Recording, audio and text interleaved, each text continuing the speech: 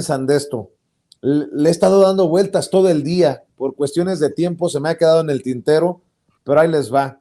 El abogado de Peña Nieto, aquel que invitó a Julio Iglesias a la boda de su hija, el abogado de Peña Nieto compró a través de Andorra 3 departamentos de lujo en Miami y 2 aviones. El diario español El País revela que el abogado de la élite política del PRI y del PAN en México, Juan Ramón Collado, compró a través de Andorra 3 departamentos de lujo en Miami, Florida, y 2 aviones que fueron registrados en Estados Unidos. En un texto firmado por José María Irujo y Joaquín Gil, periodistas que han dado seguimiento, entre otros casos, al del exilio del expresidente Enrique Peña Nieto, señalan que de acuerdo con un informe de la policía andorrana, el abogado preso en México usó su entramado financiero en Andorra como garantía para solicitar 11 préstamos por un total de 14 millones de dólares y destinó ese dinero a la adquisición y mantenimiento de 2 aviones valorados en 5.2 millones de dólares y a la compra y reforma de 3 departamentos en el complejo San Regis Bal Harbour de Miami. Los periodistas describen cada uno de los departamentos de lujo adquiridos por el abogado de Peña y Carlos Salinas de Gortari y Carlos Romero de Champs, entre otros.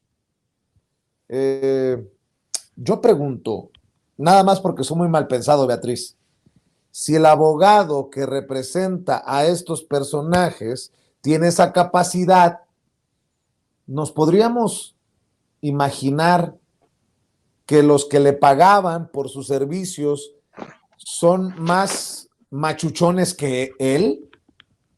Digo, si el abogado tiene capacidad para comprar 2 aviones, 3 apartamentos de lujo, se iba a comprar un penthouse en Madrid, todo un piso, de, si recuerdo bien, de entre 5 y 6 millones de dólares, pues, ¿de qué estamos hablando? Con Carlos Salinas de Gortari, con Enrique Peña Nieto, con Carlos Romero de Champs, Beatriz.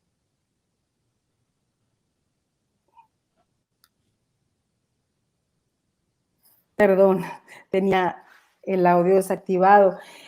Es a la N potencia, ¿no? Si el abogado, si el que defiende los intereses de esos personajes de tanto poder, de tanta capacidad económica, que fueron los artífices, los artífices de la deconstrucción del nacionalismo mexicano y los constructores del neoliberalismo tienen esa capacidad, pues imagínate lo que estos personajes como sus jefes pueden tener.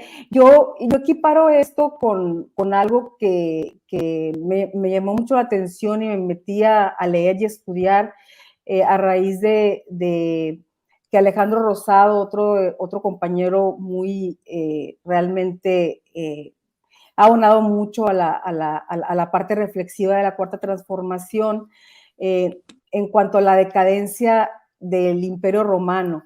El Imperio Romano decayó, bueno, en buena medida por pestes y por otro tipo de motivos históricos y bueno, ahorita estamos con el COVID, pero eso fue desde antes. Sin embargo, hay coincidencias muy, muy importantes y en buena medida fue el afán desmedido de poseer, de poder, esa falta de límites en la ambición de tener cosas materiales, de acumular riqueza, de pasar por encima de mucha gente, de muchos grupos sociales para poder llegar a tener esas grandes cantidades de dinero que se manifiestan históricamente. Ya visto este fenómeno como una burla a la clase de los pobres, a los pobres.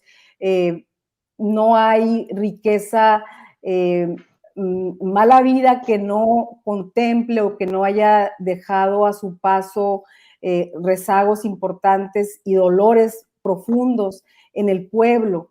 No es posible. Acuérdate que México fue por mucho tiempo, durante la época neoliberal, de los países con mayor desigualdad en cuanto a ahorita se está revirtiendo eso a partir de los programas sociales de López Obrador. Todavía no lo vemos de manera muy clara, pero lo vamos a ver pronto, cómo se está revirtiendo esta descomunal desigualdad entre que muy pocos individuos mexicanos, hombres o mujeres, tienen el capital, están posesionados del capital, de los medios de producción, mientras que la mayoría de la gente vive con menos de un salario mínimo.